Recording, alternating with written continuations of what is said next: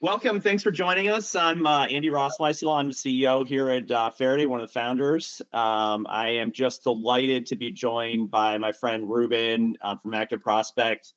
We're going to talk about all sorts of topics with leads. So lead scoring and how that fits in with lead management, the real-time lead ecosystem, how it all works together. Going to be an exciting chat. There's been a lot going on in the lead space over the last year.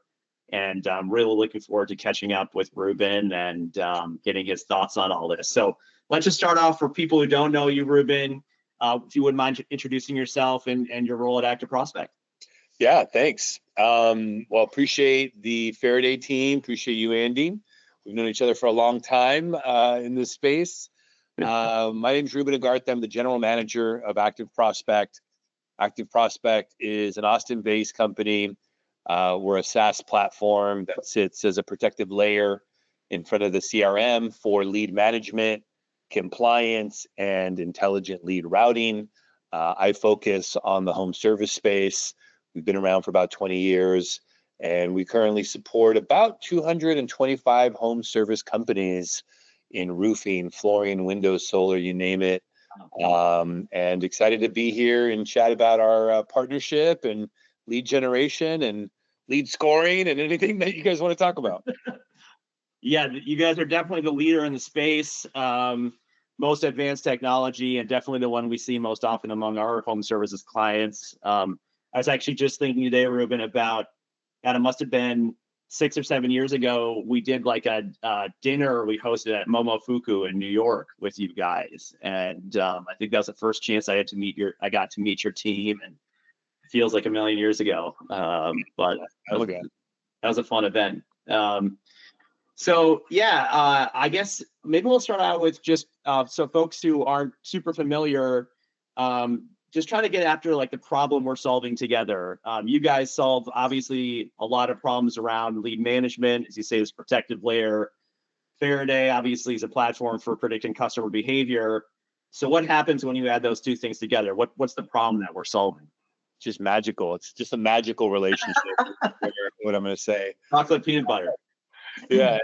I think the main thing, especially in home services, is we're in 2025, and gone are the days where you just buy lots of leads and put them in your CRM and then just dial them like forever. Like there's so many laws that have come up since, you first started Faraday, since I started running a call center in the solar space. Yeah.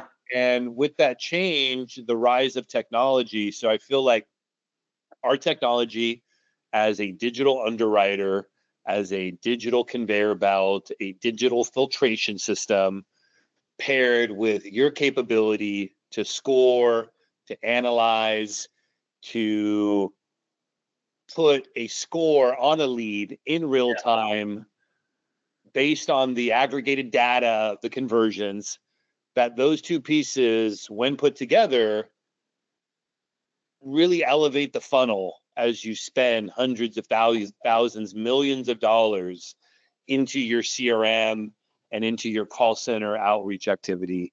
And so we've had a lot of mutual clients and a lot of success together because people who are doing lead management, compliance, and intelligent lead routing naturally look at lead scoring and data appending as like part of the game. So I think that's kind of where it mixes in. It's for people who are optimizing, trying to not necessarily buy the most leads, but buy the highest quality leads and really target those with specific call cadences, specific outreach, and limit their labor overall. Right. Yeah. I mean, it's just, we all know that not every lead is good, right? And so you got to like dial up your effort on the good leads, dial down, maybe don't even buy, just totally reject the worst ones. And maybe you've got some sort of ramp in between. I think one of the things I love about our partnership, it's one of our favorite here at Faraday, is that it really does feel like a partnership, right? I mean, we're partners with some huge companies, right? Really, that just means we're like the junior partner, and we're lucky to get mentioned here and there. But the way we're complementary, it's like Ruben, you're the smartest guy I know on the way that data works in the home services space. You're always my go-to, like when the TCPA one-to-one thing, that big crisis happened. It was like, okay, let's go talk to Ruben and ActiveProspect. He's going to know what's going on there. Appreciate that. You're really our expert. Meanwhile, we get to focus on being nerds, right? Like here at Faraday, we do ML. It's all we do. It's all we've done for 13 years. And I think it's that like really nice complementary, sort of teamwork that has kind of made this partnership flourish. How does it feel from your end? Is you kind of feel the same way? Yeah. I feel like our tech is kind of like an incubator, like kind of like a digital router, right? Because you can plug in Faraday, you can plug in all these kind of cool APIs. I feel like as a media buyer, people finally realize like, oh, wow, I just don't have to buy leads and put them in my CRM. Like there's this world of possibilities of getting and posting. And ultimately, I can treat the leads that I'm buying in a certain way, and I can extract information and findings from these leads. And then I can take action on them inside my call center, inside my text messaging system. I think that's like, for me, that's the jam, right? Like when you meet a marketer and they just like, they think their job is to buy leads and set appointments, but in actuality, it's like, how do you extract? How do you really manifest the highest quality and the highest ROI from your data set? And you do that by connecting with different partners. So what are some of the coolest examples you're seeing about, when you've got let's say a home services brand using lead conduit and ActiveProspect, and they're doing this thing you're talking about where they're buying leads, but they're enriching those leads with all these different APIs, Faraday and others. Like, what's some of the coolest, most groundbreaking techniques you're seeing people use to kind of adjust the way they handle leads based on that enrichment they're getting back?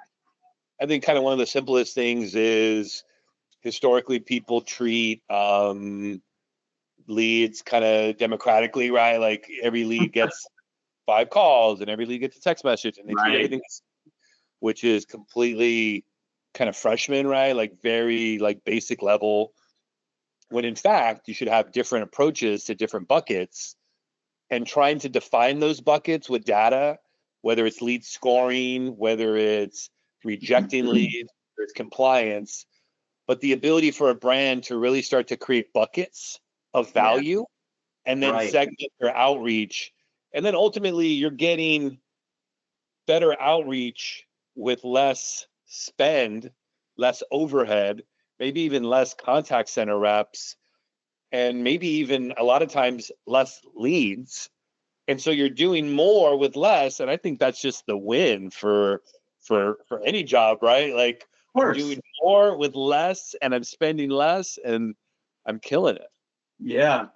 I was just talking yesterday with our partner at the US Postal Service, and he was getting into the same thing from another angle, which is that like when you can bucket your leads, you're going to have a long tail of maybe low propensity, but maybe there's some value there. You're going to have an upper crust of, people who are like, man, they're ready to go, and everywhere in between. And just, this is part of, I think, the real like magic of a modern marketer is to say, okay, like top end, let's go knock on their door. Maybe the next tier, let's call them. Maybe the tier after that, we'll send them a postcard. Tier after that, we're just emailing, we're just dripping information because someday they're going to come around.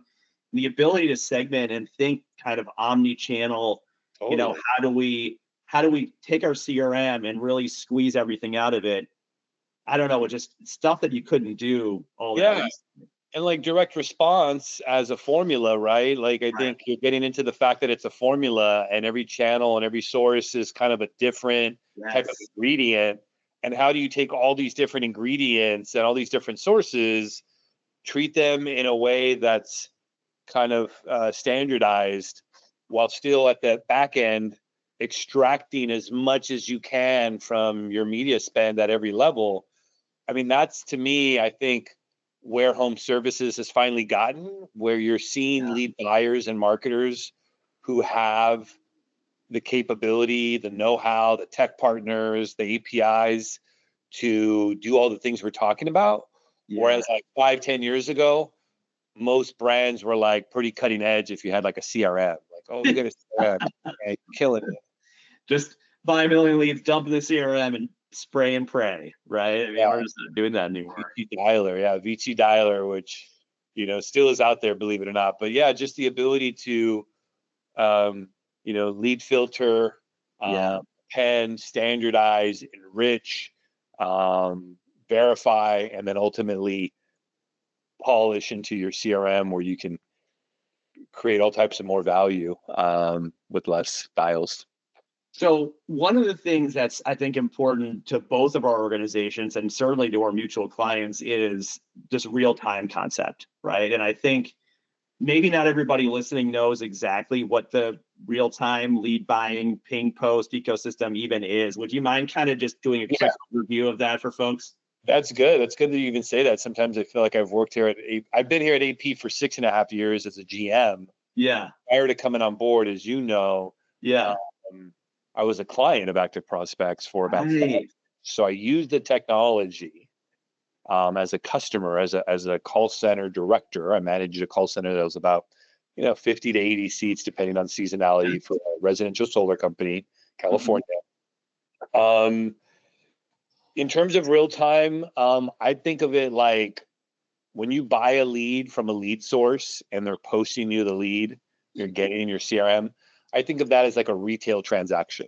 You go to a lead source, they give you, okay, my leads are $50. I'm going to sell you 100 of them, and I'm going to send them to you as they come in on a daily basis, whatever. So that's traditionally the retail model. Most people have a relationship with Home Advisor, Modernize. Got it. Home Buddy. Those are your retail models.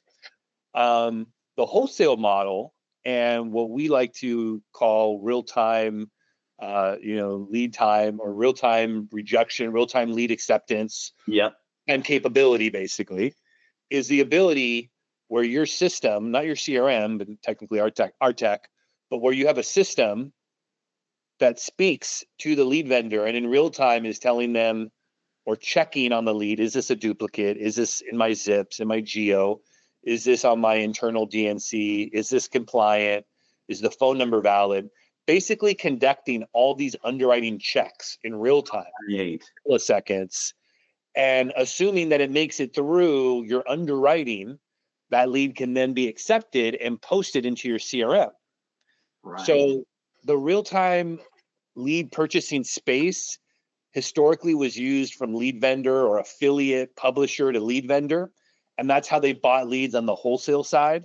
Retail side has never really, it got exposed to that until recently, more so than ever before. Everybody is starting to do real-time acceptance and rejection. And that gives the buyer more oversight over what they allow to come into their CRM and what they allow to be purchased and made part of their media budget. Right. I always use the analogy of an airport where there's no air traffic control and anybody can land a plane whenever they want. That's how a lot of people buy leads. They just let anybody post a lead into their CRM and there's no right? And then they got to return these leads because they're like, oh, these are bad. I got to return them a week later. Well, real-time acceptance, real-time capability gives you the ability to essentially have air traffic control. Say, hey, this lead can land because it's not a duplicate. It's in my area and it's compliant. Hey, this one can't land because it's missing a digit on the phone number, or the phone number is not valid. And so it just gives the buyer the capability to regulate and ultimately underwrite every lead in a real-time automated way for some fairly simplistic acceptance criteria. Yeah, I mean, it's a gamble, right? You buy a lead and everything you could do to de-risk that gamble is going to add to your expected value. Yes. Makes a lot of sense. We see across all industries now, there's this very newfound value being placed on data quality in the CRM. In the Wild West days you're talking about, it's just like, load it up. And, we're seeing, the main original driver was like deliverability issues, right? Like if you had too many people in your CRM who were not good leads, or maybe the place you got the leads from wasn't totally scrupulous or something, then you're going to get spam reports, and your domain reliability is going to go down, your deliverability is going to suffer. And now we're even seeing some CRMs like Klaviyo, for example, is starting to charge on a per profile basis for people who aren't even active, right? So there's more and more incentives out there for people, as you say, underwrite. I don't hear people use that term, but I think it's a brilliant term. Right, yeah. Underwrite those leads, qualify them. We would do that in a sales organization. Why wouldn't we do that in, a lead organization? I think that's a really cool insight. Yeah, underwriting and giving yourself the capability to verify and validate the lead before you allow it in your CRM. Yeah. And one of the ways I've explained it that has resonated with people is the concept of, your house, right? You're a homeowner. You just don't leave your door open. You don't leave like your gate open and just let anybody come walk and like on your couch, lay on your couch, right? Like nobody does that. I mean, maybe some people do, but when you allow lead vendors or media to just post into your CRM with no guidance or no checks or balances, that's kind of like what you're doing, right? Like your CRM's your home. You're just letting anybody kind of post in there.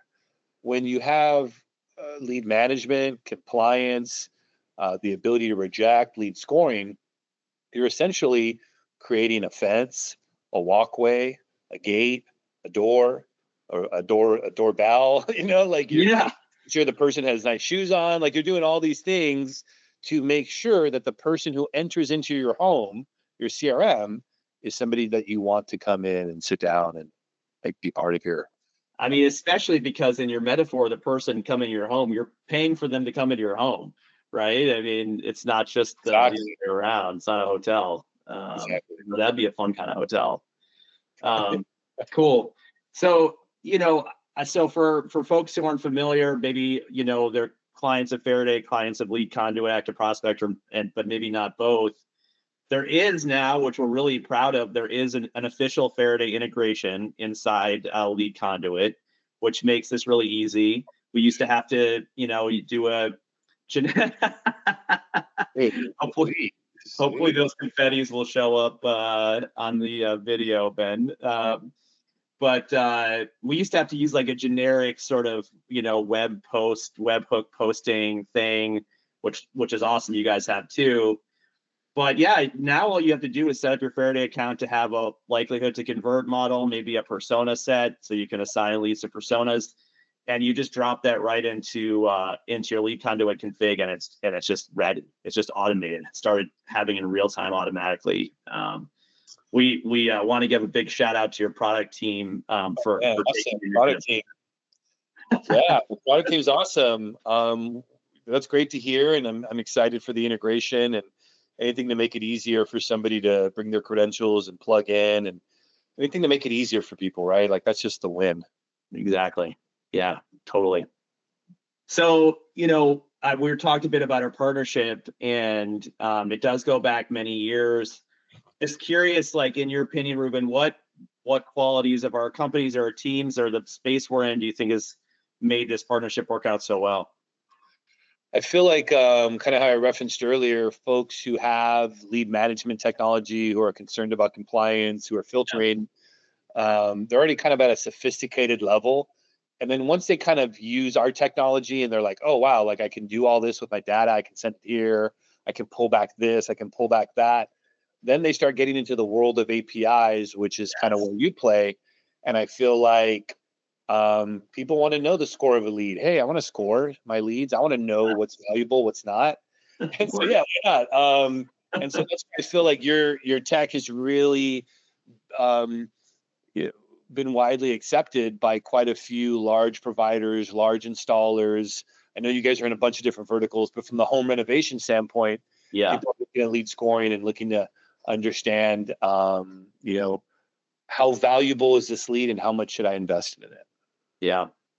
We're really kindred spirits. I mean, as you know, Ruben, Faraday started out servicing the home solar industry exclusively, right? And so our roots really are with you and your call center back in those days, and all the I don't know if the listeners know the story. Maybe you want to tell it. Yeah, please.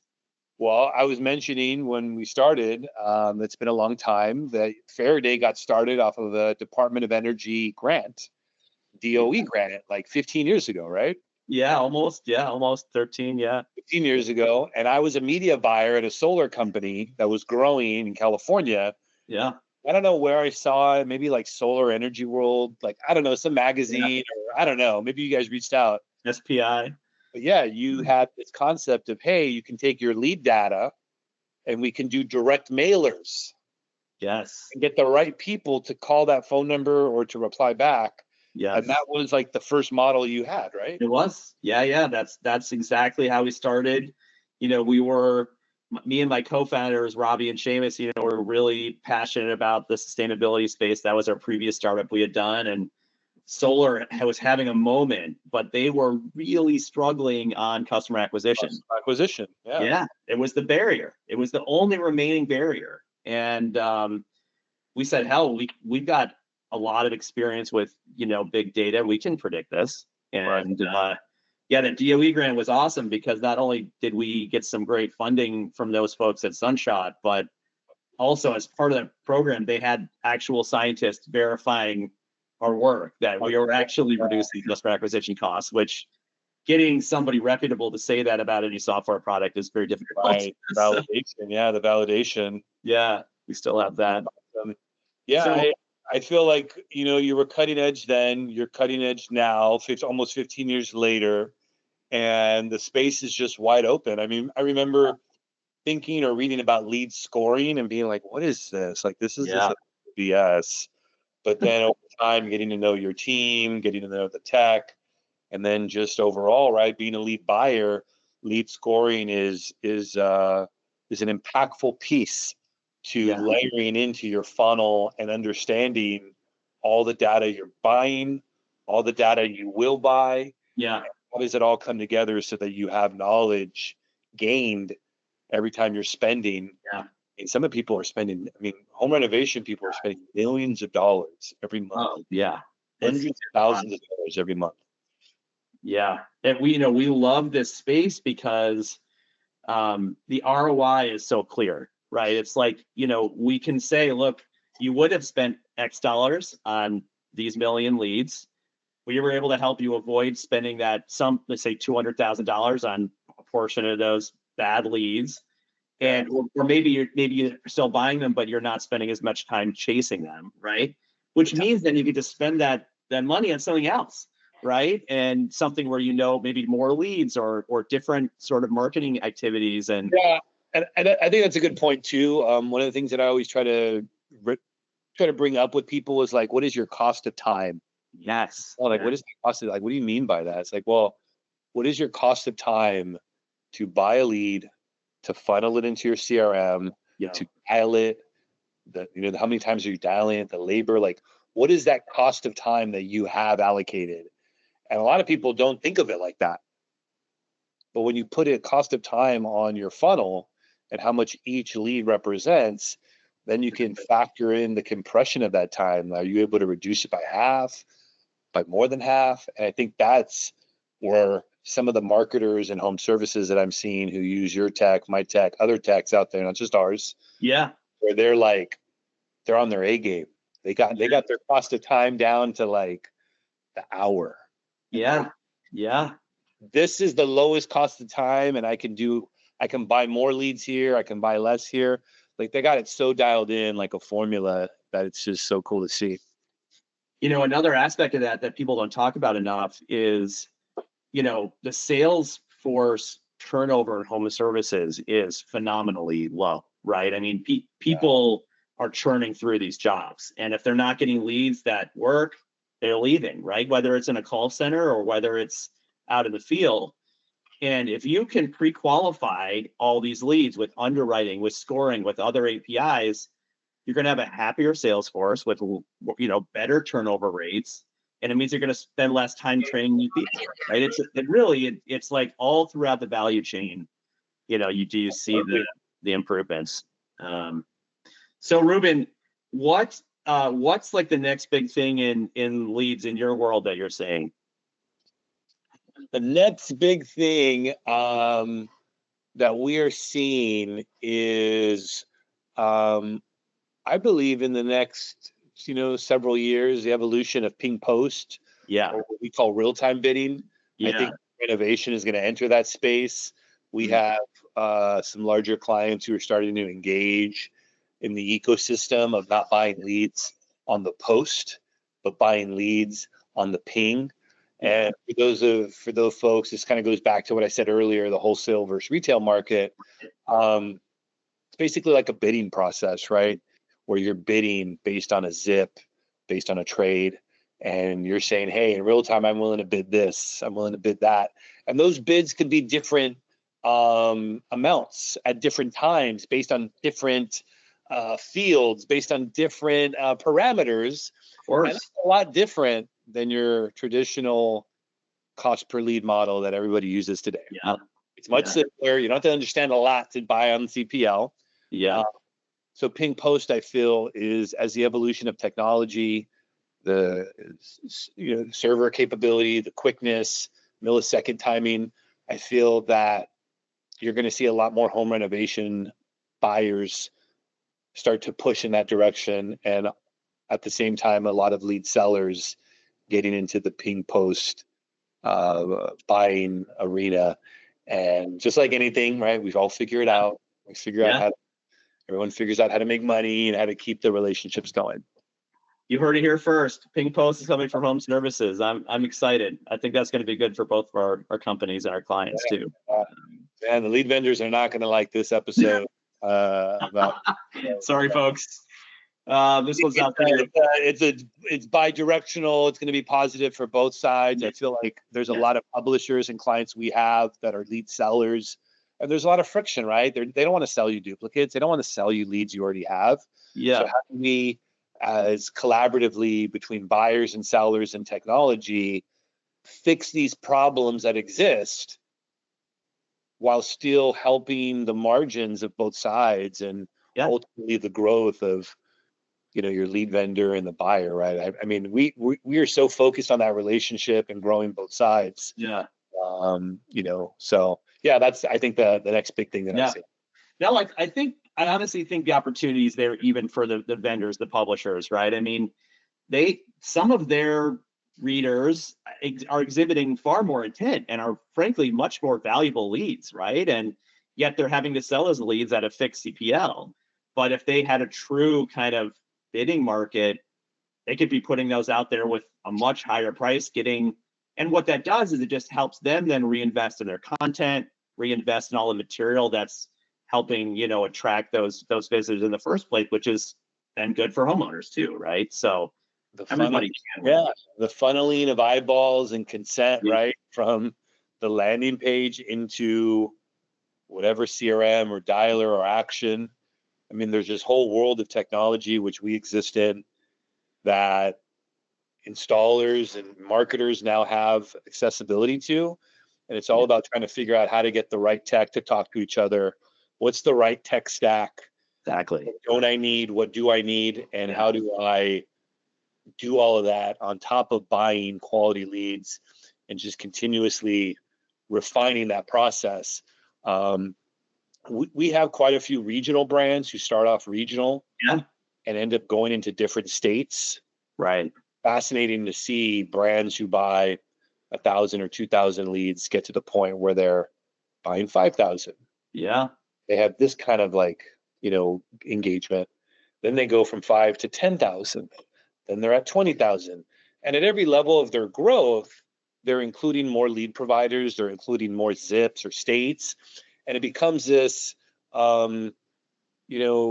ecosystem of different rules and different volumes. And so you start to manage your geos and states, and hopefully you get national in a different way. And we're seeing more and more home service brands be able to approach performance marketing, lead generation, lead buying, whatever you want to call it, in that way where they're like, okay, I'm gonna start here, grow, and then kind of regionalize their brand. It's a ladder, and I think working with vendors like you gives these brands the confidence, right, that they can scale from 1,000 leads to 5,000 leads, right? Because if you were trying to do all this underwriting yourself or with a few sales managers going one by one, right, there's just, how could you imagine that? You don't, it's not going to give you the juice you feel like you need to go regional, to go multi-regional, to eventually go national. You need partners like ActiveProspect. And on that note, Ruben, where should people go to learn more about your business and your product? Oh man, ActiveProspect.com. Are you gonna do like the Benjamin? Are you gonna do like the ActiveProspect? Okay. So right here, go right here, ActiveProspect.com. You can email me at Ruben@ActiveProspect.com. We're on LinkedIn, and we're excited for the partnership. We appreciate the Faraday partnership. We also have an event that we're doing, right? The Affiliate Summit East. Yes. Home service, home renovation dinner. I think this is the 4th year that we've done it. Yes. It's produced by Faraday, hosted by ActiveProspect, and sponsored by Full Throttle AI. Yep. And another brand. We will Chiron that one as well. Sorry in advance. Hatch. I'm sorry, Hatch. There you go. Hatch. Thank you for that save. Appreciate the kind words, Ruben. If you want to learn more about Faraday, you can go to Faraday.ai. That'll be right up there. I'm Andy at Faraday.ai. Please let us know what you think about this conversation. If you have questions for Ruben, I could certainly make them get that way for him. And we hope you'll listen to the next one of these. Ruben, thanks again so much for joining me today. It's been a real pleasure. Awesome. Enjoyed the conversation. Thank you.